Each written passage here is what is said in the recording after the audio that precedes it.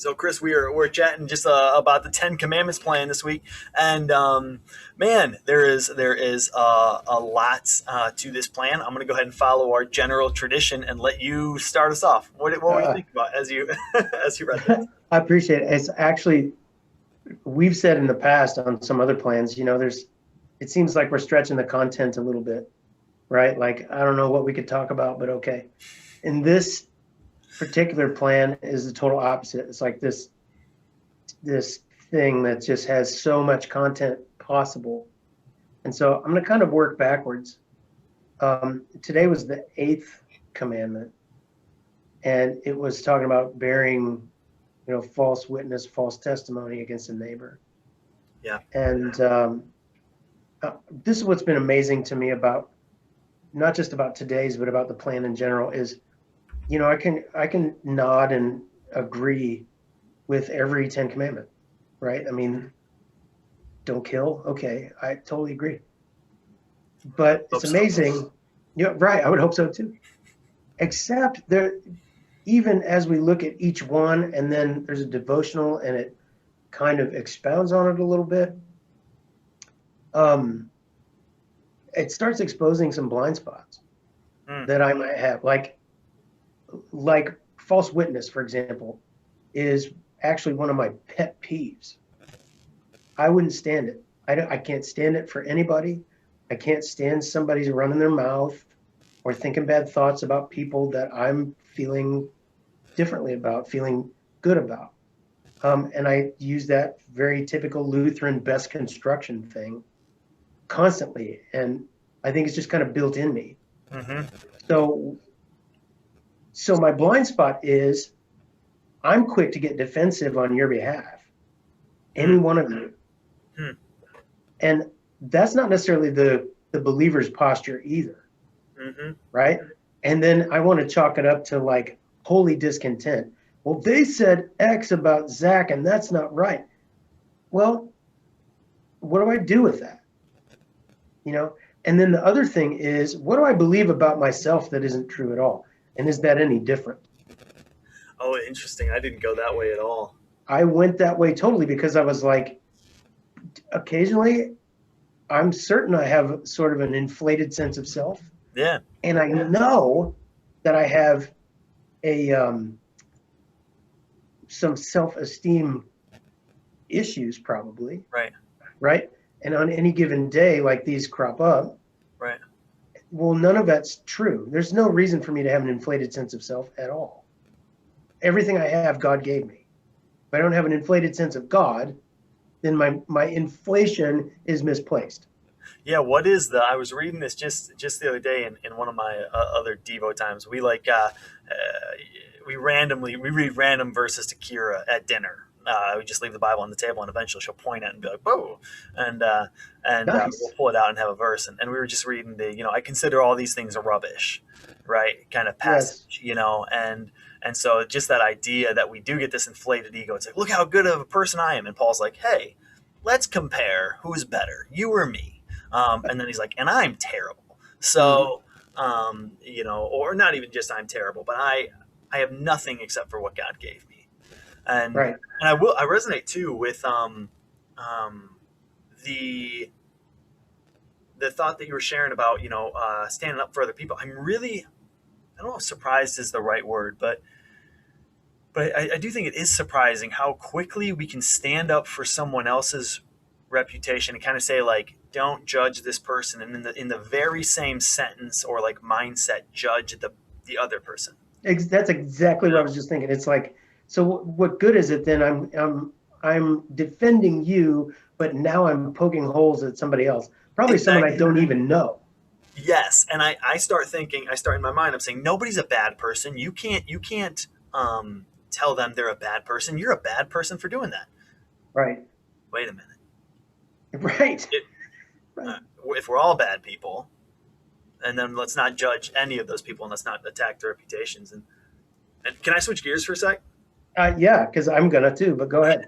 Because day two, the second commandment, I just like I don't know, just messed me up a little because it was obviously it's don't misuse the name of the Lord your God.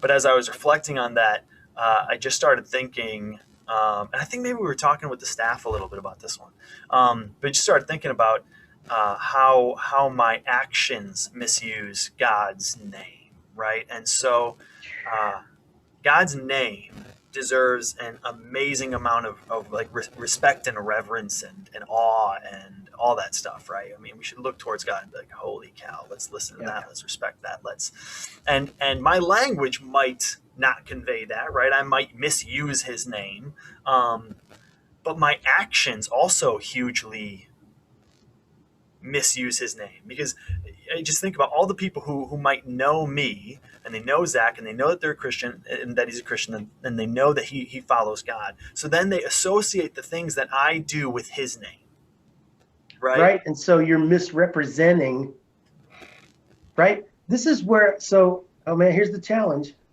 not just for you, right? When the world says Christians aren't any different than anybody else I know, Right. and then we're not, Right. then what? Then they see God's name and God's identity as something different than what it is, right? And then now go back to the what we were just talking about a minute ago. Now I'm going to be upset when they want to malign God, Mm-hmm. and I'm going to stand like I could defend God, but I'm going to stand there and say, no, that's not God's character, and you're wrong. But Oh, hang on. Sorry. Unmute yourself. I'm the example that they're going off of, Right. right? So I get mad all the time when people say something against Christians or they say something about Jesus because Christians did a dumb thing, Right. right? And I'm like, that's not what Jesus is about. That's not who God really is. And you shouldn't, judge God by his people. Right. Except, how else are they going to judge God? Especially if they don't know anything about him. Right. How else are they going to judge him? And so, one thing that we try to do is, I think it's easy to talk up here, and be like, oh, here's these ideas and here's these concepts. But what I really want to do with my Christian community is I want to start talking about how I can grow and what I can learn as an individual and how I can help my community grow, right? And because I can just start looking at my life and saying like, and just quickly and clearly start identifying things that I'm doing that are a bad witness to God's true character and name, Yeah. right? Um, and I don't want to misuse that name, right? I don't want to dishonor that name. And so I guess I just start thinking like, man, maybe these things they're pretty little, maybe they're not that little. Maybe I don't get to, kind of take the day off or just say, oh, you know what, I'm just going to do this one because maybe that does affect somebody else's, perception. And I think probably most especially like I think about, Kira's, but students, people who see me at church, people, I want to give his name all the honor that it deserves in front of them. Right. But So the I first never pastor, thought about that commandment that way, by the way. yeah, well, and see, I did, but not because I'm wise or anything. The first pastor I ever served with, I remember a small part of a sermon he was talking about that he doesn't put bumper stickers on his car, not Mm-hmm. even a Jesus fish, because when he drives like a jerk or he cuts somebody off or whatever, he doesn't want that to reflect on God. Right. And I never thought about that. I mean, we've all been cut off by the guy who's got, yeah, right. I mean, it's so we got to represent God well. And now it's not on us. So take a deep breath, everybody. Mm-hmm. Right. But God has a plan to use us however we are in the situations that we're in. So the trick is to obey. The trick isn't to try to behave in a holy way always. The trick is because you'll make yourself nuts trying to do that. The Right. trick is to obey God, right? Yeah. And the Bible and the song we all know says that people will know we're Christians by our what? Right. Right. So Love, by the way. love, thank you. And that the biblical implication is how we love each other, Correct. right? Right. But then we also have to love the world, right? Because God so loved the world, so and we're representing Him. Right. So we And I love the like world. I heard somebody say this recently, and then I'm going to let you switch gears here a bit. Yeah. But you know, they were just talking about being a leader as a Christian, and they were like, the you know, you want to lead by example, and they're what they used to kind of say, you know, the thing that they wanted to lead by example with was their brokenness. Right? I want to lead by example. I want to show people how sinful I am, because that's what shows how great God is. Right? That's what really shows His identity. You know, that loving kind of fatherly, forgiving, sacrificial God. Right? Powerful God is that God who loves me even though I stink. And so sometimes my worst misrepresentation is to act like He's not that special because I don't really need Him. Um, Mm. I don't, so that I really appreciated somebody just saying, you know what, you know, and you were just touching on it, right? It's not about being perfect. It's about showing everybody how great He is, and that's usually through our imperfection. He's worthy. What That's do all I you can say. what do you think of it? So, so the thing that got me, this wasn't part of the plan, but it goes with the plan. This past weekend, Pastor Hayner, you know, he's the director Yeah. of CCLS, but he's a pastor, and he's a really good pastor and a good preacher. And so he preached at church and talked about the Ten Commandments. And the thing that he got us, man, he trapped everybody a little bit, and it was part of his point. He said, you know, everybody think about a commandment that you think, okay, I could do without that, Yeah. right?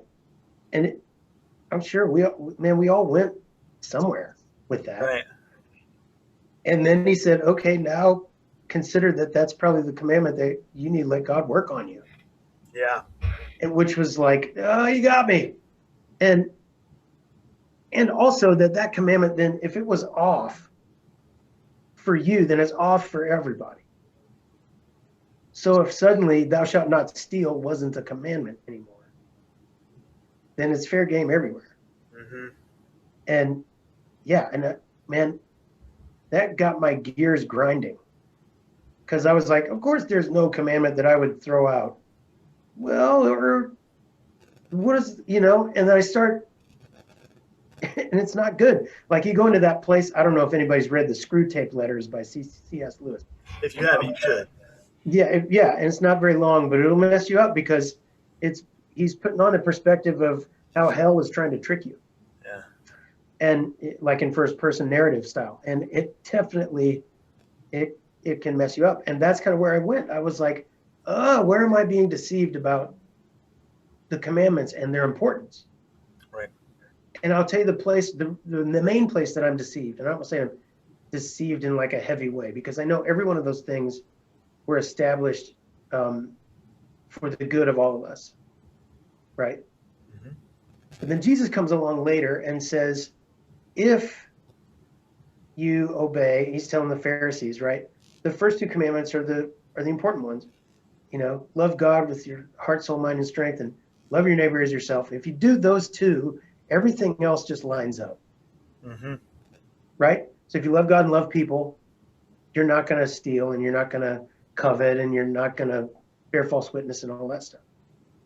Can I ask you a question real quick? Yeah. The because we got a couple more minutes here. Do you Yep. when you heard that, if you're comfortable sharing, which commandment were you like, nah, I could do without this one? So There's four for me. here's where it went. There's four for you? It was Oh, numbered. it It was was numbered four. four. Okay. We like, Yeah, okay. So I'll tell you why, but do you want to go? No, you go first. I'll go. Now everybody's going to get like gaspy or whatever. But I think about how the world thinks about things, and how, like, what am I fighting against the most? Yeah. Raising a bunch of kids, right? And so I'm like, the adultery commandment is, I mean, Isn't it everywhere? It's everywhere. It Yeah. is everywhere, right? If pornography, that's adultery. Because if you're Right. thinking about it, you're doing it. That's what Jesus said. If Right. it's on your mind, then you might as well, it's the same as Right. doing it, Right. right? So, I mean, all the different ways that sex is abused in modern culture. Hmm. So, some of it is, could be part of my checkered past when things weren't good and I wasn't with God, Hmm. or at least I didn't think about Him. He was with me. Hmm. Or just the battle I've got every day trying to raise 6 humans and going, you know what, guys, that perspective is wrong. God has a better plan, Yeah. right? Yeah. But the world constantly boom, boom, boom, trying to mess that up. Yeah. So, and the world so far isn't trying to like, well, murder's no big deal, Right. right? It's not really there, Right. right? But it is talking about, all the different forms of adultery. It's like, no big deal. Don't worry about it. Don't worry about it. Yeah. Yeah. No, So, and that was the one where I'm like, man, what would that look like? And then I thought, oh, just a billion times worse than it looks now. well, and that's I think what makes it, the real temptation is when you can't see, why these things are potentially in place, right? And you Mm, start justifying, especially if you're starting to look at things as a really individualistic view, right? And I'm starting to look and say, well, here's the deal: I don't want to have to respect people who I don't think deserve my respect. All right, and I don't want mm, to do what people say who I don't want to do what they say, and so it's like, well, let's get rid of that commandment. And then if I start to realize, and this is the value of really reflecting on what you read and spending time talking about it, right? Is that if I really start taking that to its conclusion, it doesn't hold up. It wouldn't right. be a good plan, right? And so Right. for me to kind of start, to submit to God and say, hey, you know what, it might be more tempting, but I recognize that this isn't better. This isn't loving you more. It's not loving people more. And so I really don't want to be able to do things my own way. I'd rather do it your way because your way is better than my way. So Yeah. I'm going to wrap on that. Cool. Yeah. Let it rip.